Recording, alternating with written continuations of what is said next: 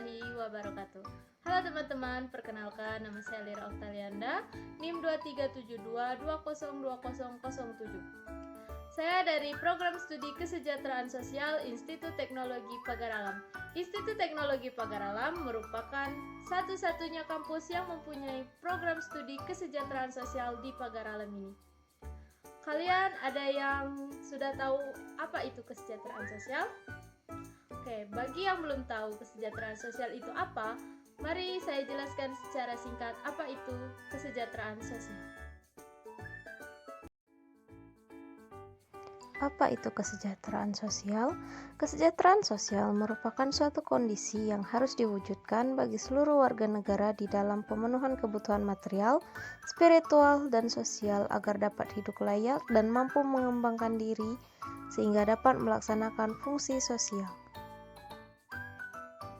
Itulah penjelasan singkat dari saya tentang apa itu kesejahteraan sosial.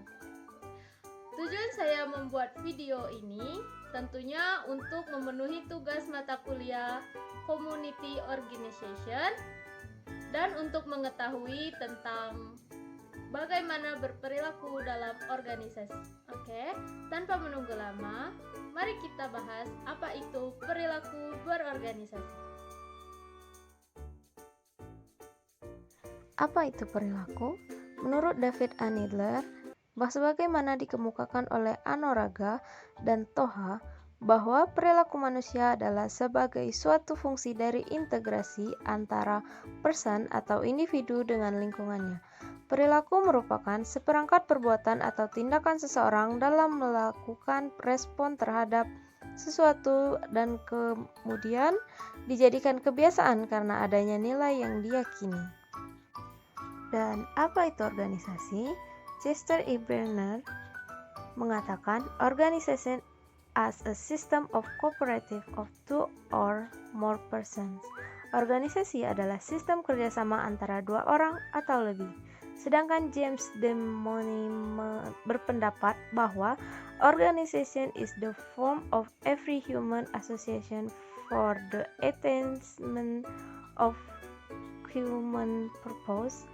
Organisasi adalah setiap bentuk kerjasama untuk mencapai tujuan bersama dalam Jatmiko 2003. Nawawi menyatakan pendapatnya tentang pengertian organisasi dari dua segi, yaitu pengertian organisasi secara dinamis dan statis. Pengertian organisasi secara statis. Organisasi adalah wadah berhimpun sejumlah manusia karena memiliki kepentingan yang sama. Statis dalam arti bahwa setiap organisasi memiliki struktur yang cenderung tidak berubah-ubah. Di samping itu, posisi, status, dan jabatan juga cenderung permanen. Pengertian organisasi secara dinamis. Proses kerjasama sejumlah manusia, dua orang atau lebih untuk mencapai tujuan bersama. Dinamis dalam arti bahwa kerjasama berlangsung secara berkelanjutan atau proses yang selalu mungkin menjadi lebih efektif dan efisien. Sebaliknya, jika semakin kurang efektif atau kurang efisien, di samping itu, interaksi antar manusia di dalam organisasi tidak pernah sama dari waktu ke waktu. Dari pengertian organisasi sebagaimana telah diuraikan di atas, pada dasarnya memiliki 4 unsur, yaitu 1. Manusia. Unsur ini dari segi jumlah terdiri dari 2 orang atau lebih. 2. Filsafat. Manusia yang menghimpun diri dalam organisasi dengan hakikat kemanusiaannya menjalani kehidupan bersama berdasarkan filsafat yang sama sehingga memungkinkan terwujudnya kerjasama. 3. Proses. Organisasi sebagai perwujudan interaksi antar manusia yang menghasilkan kerjasama tidak pernah berhenti selama manusia terhimpun di dalamnya. Oleh sebab itu, kerjasama tersebut sebagai kegiatan yang berlangsung sebagai proses. 4. Tujuan. Organisasi didirikan manusia adalah karena kesamaan kepentingan, baik dalam rangka mewujudkan hakikat kemanusiaannya maupun secara berkelanjutan untuk memenuhi kebutuhannya.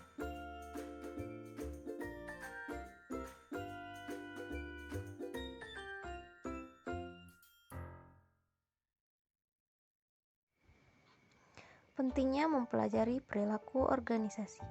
Perilaku organisasi adalah suatu studi yang menyangkut aspek-aspek tingkah laku manusia dalam satu organisasi atau satu kelompok tertentu.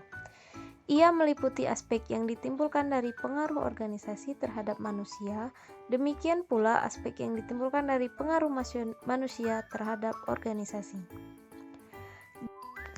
Gito Sudarmo memberikan definisi bahwa perilaku keorganisasian adalah bidang ilmu yang mempelajari tentang interaksi manusia dalam organisasi yang meliputi studi secara sistematis tentang perilaku, struktur, dan proses di dalam organisasi.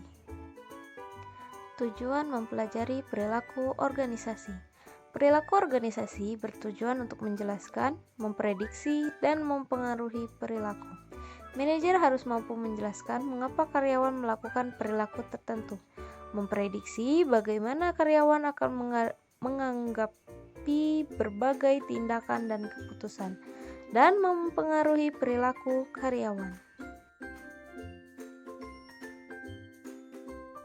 Menurut Robbins, tujuan perilaku organisasi pada dasarnya ada 3, yaitu 1. Menjelaskan. Berarti kajian berperilaku organisasi berupaya mengetahui faktor-faktor penyebab perilaku seseorang atau kelompok. Penjelasan fenomena dalam manajemen merupakan hal yang penting karena membantu para manajer atau pemimpin tim dalam melakukan sasaran kelompok tim. 2. Meramalkan berarti berperilaku organisasi membantu memprediksi kejadian organisasi pada masa mendatang. Pengetahuan terhadap faktor-faktor penyebab munculnya perilaku individu atau kelompok membantu manajer meramalkan akibat-akibat dari suatu program atau kebijakan organisasi. 3. Mengendalikan, berarti bahwa perilaku organisasi menawarkan berbagai strategi dalam mengarahkan perilaku individu atau kelompok, berbagai strategi kepemimpinan, motivasi, dan pengembangan tim kerja yang efektif merupakan contoh-contoh dalam mengarahkan perilaku individu ataupun kelompok. Sekian penjelasan dari saya mengenai perilaku berorganisasi. Sebelumnya saya ingin mengucapkan terima kasih kepada Ibu Rektor kita, yaitu Ibu Asmina MMM Home. Kaprodi jurusan Kesejahteraan Sosial yaitu Ibu Wita Haryani, Esos MAP, dan dosen pembimbing mata kuliah Community Organization yaitu Bapak Marianto, Esos MSOS. Sebelum saya tutup video ini, saya ingin mengajak kalian untuk bergabung bersama kami di Kesejahteraan Sosial Institut Teknologi Pagar Alam dan menjadi salah satu bagian dari keluarga besar Institut Teknologi Pagar Alam. Sekian dari saya. Wassalamualaikum warahmatullahi wabarakatuh.